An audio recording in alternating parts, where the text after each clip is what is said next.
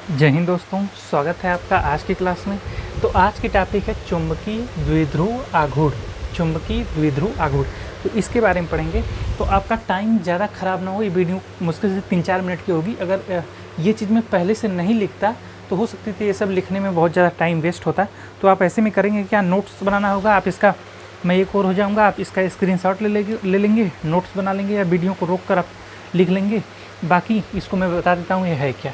चुंबकीय द्विध्रुव आघूर्ण, इसको यम से प्रदर्शित करते हैं। जब किसी चुंबकीय द्विध्रुव या तो वो दंड चुंबक हो, धारा लूप हो या धारावाही कुंडली हो, जब चुंबकीय क्षेत्र पढ़ाया जाएगा तो आपको विधिवत में बताऊंगा कि दंड चुंबक कैसा होता है, धारा लूप क्या होता है, धारावाही कुंडली क्या होती है। फिलहाल इस टॉपिक को देखिए कि जब किसी चुंबकीय द्विध्रुव, दंड चुंबक या धारा लूप या धारावाही कुंडली को चुंबकीय क्षेत्र में रखा जाता है तो इस पर एक बल युग्म कार्य करने लगता है, जो कि वैद्युत द्विध्रुव को चुंबकीय क्षेत्र में के समांतर करने का प्रयत्न करता है। पहले इसको समझिए कि जब किसी भी चुंबकीय द्विध्रुव को, दंड चुंबक या धारा लूप को किसी चुंबकीय क्षेत्र में रखा जाएगा तो इस पर एक बल युग्म कार्य करेगा, जो वैद्युत द्विध्रुव के अक्ष को चुंबकीय क्षेत्र के समांतर करने का प्रयत्न करने लगता है। उसने कहा है कि माना चुंबकीय द्विध्रुव एक समान चुंबकीय क्षेत्र बी में क्षेत्र की दिशा से अगर थीटा कोण बनाते हुए रखता है, तब चुंबकीय द्विध्रुव पर लगने वाला बल युग्म का आघूर्ण, ये चुंबकीय द्विध्रुव आघूर्ण नहीं है, ये क्या है, बल युग्म आघूर्ण पहले निकाला गया है। यहाँ से हम चुंबकीय द्विध्रुव आघूर्ण निकालेंगे। Tau equal to Yama B sine theta. अब यम क्या है, यही यम है चुंबकीय द्विध्रुव का आघूर्ण। बी क्या है, चुंबकीय क्षेत्र। थीटा क्या है, क्षेत्र की दिशा से थीटा कोण बनाते हुए जो रखा गया है दंड चुंबक या कोई भी चुंबकीय द्विध्रुव, दंड चुंबक हो, धारा लूप हो, धारावाही कुंडली। Tau equal to Yama B sine theta, जहाँ यम ही है क्या है, चुंबकीय द्विध्रुव का आघूर्ण। समझ गए इतनी बात। यदि चुंबकीय द्विध्रुव के अक्ष इसके समान, अब यहाँ तो इन्होंने समांतर की बात की थी, समांतर करने का प्रयास करना है। अगर लंबवत हो तो भाई, अगर लंबवत हो तो साइन 90 के वैल्यू 1, यहाँ पर टाउ मैक्सिमम हो जाएगा, तो यम को भी तो मैक्सिमम माना जाएगा। टाउ मैक्सिमम हो तब इस पर बल युग्म अधिकतम होगा। Tau max equal to Yama B, यम की वैल्यू निकालेंगे टाउ मैक्स अपान बी। ठीक है।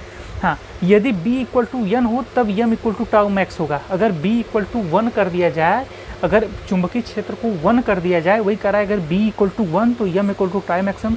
अतः अब इसकी परिभाषा निकल के आती है, अतः किसी चुंबकीय द्विध्रुव का चुंबकीय आघूर्ण वह बल आघूर्ण है जो इस वैद्युत द्विध्रुव को एकांक व एक समान चुंबकीय क्षेत्र में, एकांक की बात क्यों की जा रही है, जब तक आप इसकी वैल्यू एक नहीं रखेंगे एकांक में, तब तक ये टाउ मैक्सिमम इसके बराबर नहीं होगा।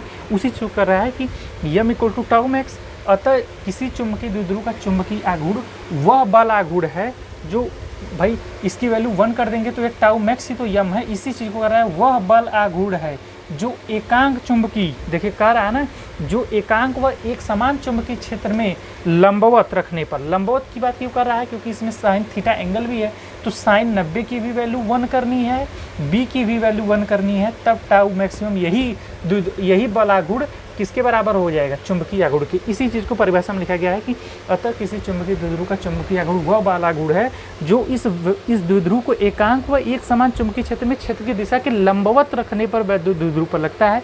चुंबकीय द्विध्रुव आघूर्ण एक सदिश राशि है। अगर इसका मात्रक पूछे एम्पियर मीटर स्क्वायर, बीमा पूछे यल स्क्वायर। ठीक है, चैनल को सब्सक्राइब जरूर कर लीजिएगा, वीडियो लाइक कर दीजिएगा। धन्यवाद।